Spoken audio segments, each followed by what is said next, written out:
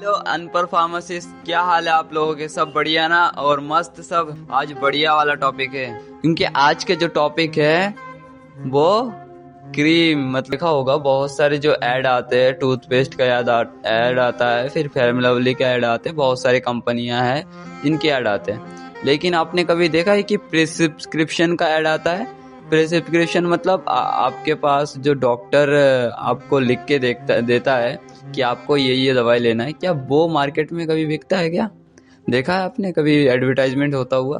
क्या pharmacy company को drug advertisement करने की इजाजत मिलती है या नहीं? आपसे अगर मैं पूछूं कि एंटीबायोटिक्स क्या है, तो आप क्या बताओगे? कमेंट में बताना। एंटीबायोटिक्स बैक्टीरियल जो है वो प्रोटीन सिंथेसाइज को रोकने का काम करता है। आपको एक रियल केस बताता हूँ।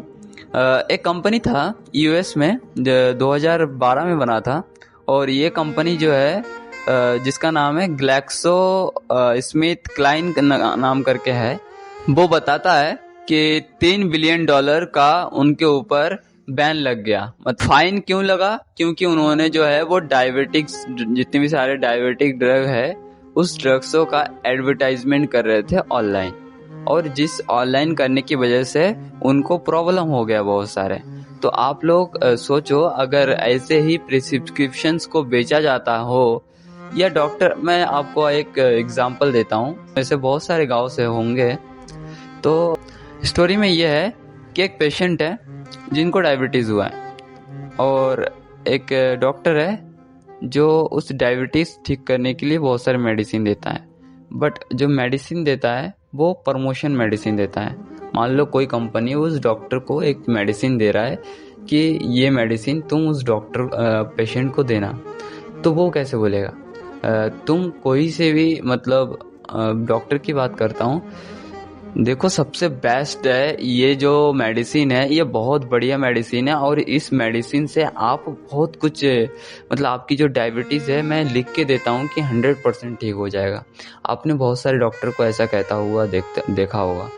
लेकिन ऐसा जो है बहुत ही प्रॉब्लमेटिक तब बन जाता है जब अगर आपके ऊपर कोई लीगल केस हो।